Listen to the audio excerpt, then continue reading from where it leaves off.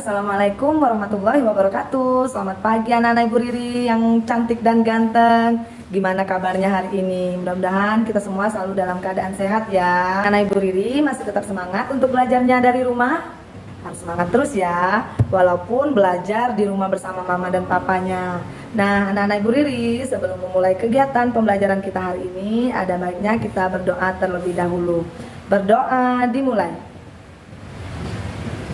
Selesai. Minggu lalu, anak-anak Ibu Riri telah belajar mengenai tentang mendeskripsikan sebuah gambar. Nah, anak-anak Ibu Riri kemarin kan diberi sebuah gambar, lalu anak-anak Ibu Riri menceritakan dari gambar yang anak-anak Ibu Riri amati. Nah, kali ini anak-anak Ibu Riri akan belajar mengenai tentang memberi tanggapan dan saran. Untuk lebih memahami materi mengenai tentang tanggapan dan saran, silakan simak video berikut ini.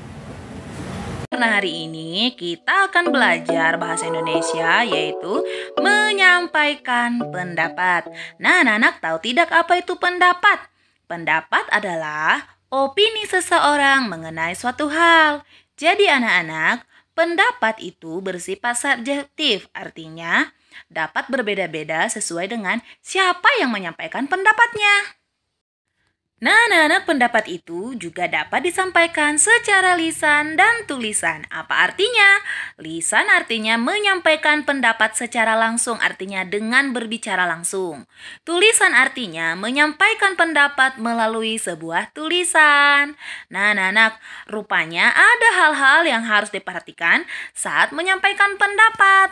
Apakah itu? Kita lihat yang nomor 1.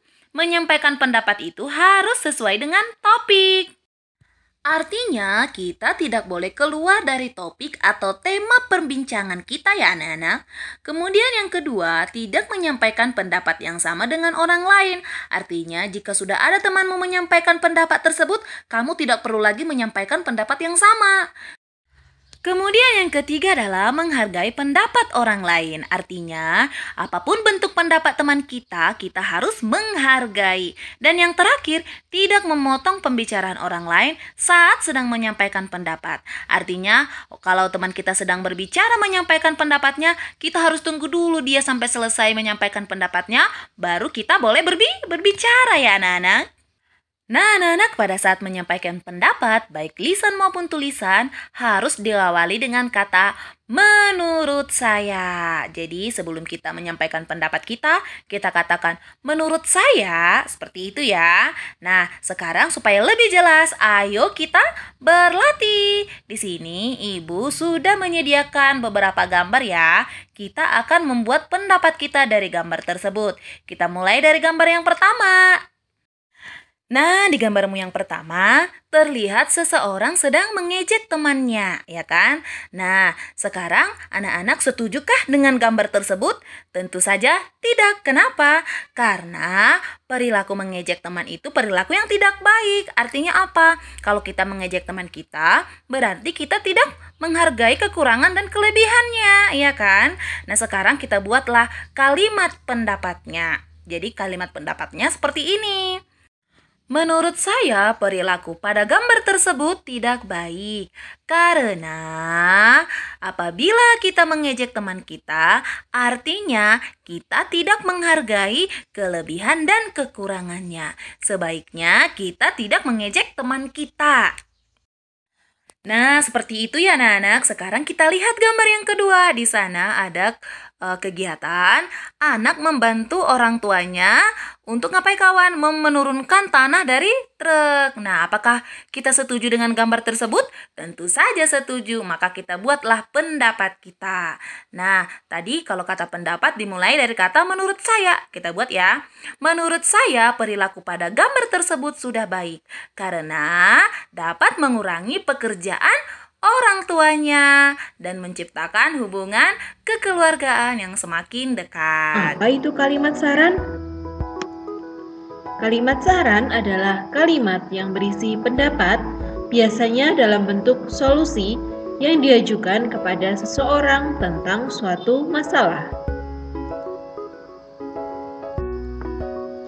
Saat akan memberikan saran kepada teman atau orang lain, kita harus menggunakan bahasa yang sopan, sehingga orang lain tidak merasa tersakiti karena saran yang kita sampaikan.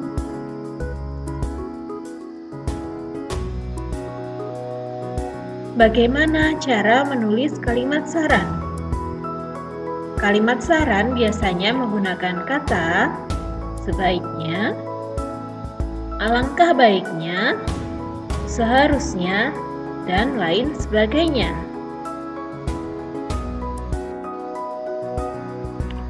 Berikut ini adalah contoh kalimat saran.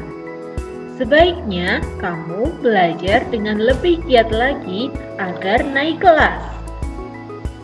Yang kedua, seharusnya kamu meminum obat dari dokter dengan rajin agar lekas sembuh.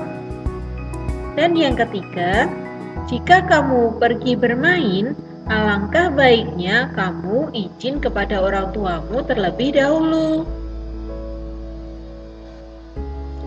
Memberi saran dengan baik terhadap teman juga termasuk sikap menghargai teman.